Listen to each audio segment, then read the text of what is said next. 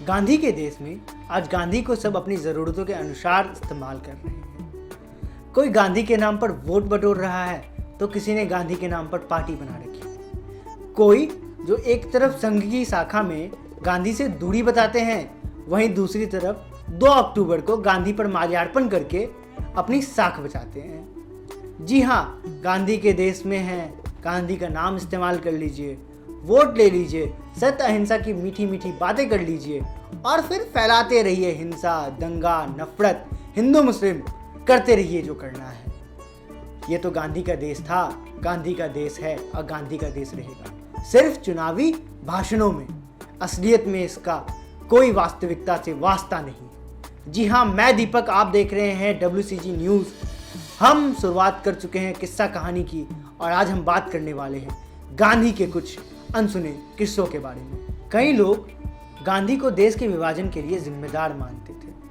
साल था 1946, जिस समय महात्मा गांधी नोआखली में सांप्रदायिक सद्भाव बनाने की कोशिश कर रहे थे। उस समय उनके आसपास रहने वाले तमाम बड़े राजनीतिक चेहरे दिल्ली में लॉर्ड माउंटबेटन के साथ बैठकर आजादी को अंजाम देने में लगे थे। गांधी जब तक दिल्ली लौटते, माउंटबेटन ने आजादी के साथ साथ देश की बंटवारे की सारी गोटियां बैठा दी थी। गांधी को आभास तो था कि उनकी पीठ के पीछे कुछ तो हुआ है, क्योंकि अब सरदार वल्लभ भाई पटेल, जवाहर और मौलाना अबुल कलाम आजाद तीनों का व्यवहार कुछ बदल सा गया है।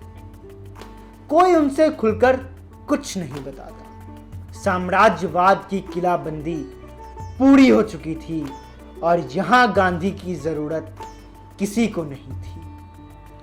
कांग्रेस और मुस्लिम लीग के बीच बंटवारे की सहमति बन गई, जिस पर कांग्रेस की ओर से मौलाना, लीग की ओर से जिन्ना और अंग्रेजों की ओर से माउंटबेटन साइन करते हैं।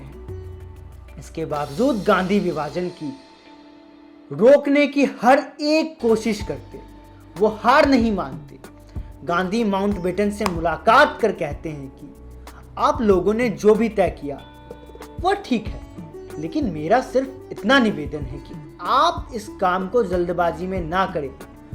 माउंटबेटन गांधी को जवाब देते हैं कि मैं किसी जल्दबाजी में नहीं हूं, मुझे एक कैलेंडर दिया गया है जिसके भीतर मुझे काम करना है।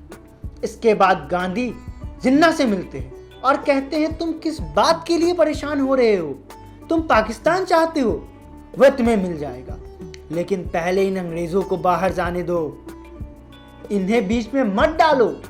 जिन्ना का जवाब होता है कि अंग्रेज हैं तभी तो मेरे पाकिस्तान की गारंटी है, वो चले गए तो पता नहीं आप लोग क्या क्या करेंगे। इस बात से साफ जाहिर होता है कि जिन्ना भी गांधी से मुकत्तल नहीं कर रहे थे। गांधी अब पटेल और जवाहर से मिलते हैं और उन्हें कहते हैं कि विभाजन को रोकने का एक अच्छा विचार मेरे पास आया है। तुम लोग जाकर माउंटबेटन से कहो कि आप भारत की आज़ादी का ऐलान कीजिए और देश की बागडोर जिन्ना को दे दीजिए।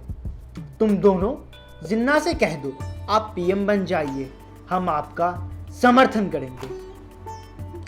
इस पर गांधी से सरदार पटेल कहते हैं, बापू आप कह रहे हैं तो हम आपकी बात नहीं काटेंगे, लेकिन यह बात आपको खुद ही बतानी होगी। उसके बाद देश में जो विद्रोह होगा उसका मुकाबला हम नहीं कर पाएंगे, यह काम आपको खुद करना होगा। तब गांधी नए नए बने अपने उन समाजवादी शिष्यों राम मनोहर लोहिया, जयप्रकाश नारायण और आचार्य कृपलानी की ओर देखते हैं, जो कांग्रेसी विचारधारा के विरोधी होने के बावजूद गांधी की इस लड़ाई के चलते उनके करीब आए थे। गांधी उनसे कहते हैं कि अगर आप लोग मेरा साथ दें तो मैं जान की बाजी लगा सकता हूं, लेकिन वहां से भी कोई सहयोग नहीं मिलता गांधी को। अब गांधी के सामने विभाजन को रोकने का कोई विकल्प नहीं था। बंटवारे के बाद भी गांधी ने इन देशों के बीच इन बंटवारों को रोकने की कोशिश की। लोग तमाम आरोप लगाते हैं कि गांधी ने ही बंटवारा करवाया। उनके लिए ये वीडियो कि आप देखिए कि गांधी ने कितनी कोशिशें की कि बंटवारा रुक जाए।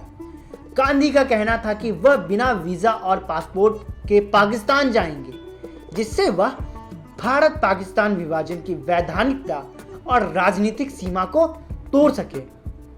उनकी सोच थी कि दोनों देश अपनी अपनी जगह रहे, लेकिन दोनों देश के बीच बिना किसी रोक टोक एक दूसरे के यहाँ आ जा सके। इस सिलसिले में उन्होंने अपने 2 विश्वसनीय सहयोगी को जिन्ना से मिलने के लिए पाकिस्तान भेजा, लेकिन इससे पहले कि दोनों जिन्ना का संदेश लेकर लौट पाते भारत में कुछ बड़ा हो चुका था, और ये थी गांधी की हत्या। और इसके साथ ही गांधी की वो इच्छा भी अधूरी रह जाती है कि वो भारत और पाकिस्तान को एक बंधन में बांध सके। गांधी का सपना अधूरा रह गया, गांधी का भारत अधूरा रह गया, गांधी को भारत को एक बंधन में बांधने का सपना अधूरा रह गया। और इसी के साथ नए भारत का नया आगाज हुआ, जिसमें गांधी के सपनों को एक किताब में मुट्ठी बंद कर कहीं कोने में रख दिया जाता है और गांधी के नाम पर सिर्फ वोटों की राजनीति शुरू होती है। इस तरीके के और वीडियोस के लिए आप बने रहें व्हाइट कॉलर ग्रुप के साथ और देखते रहें, सब्सक्राइब करें, लाइक करें और शेयर करें। धन्यवाद।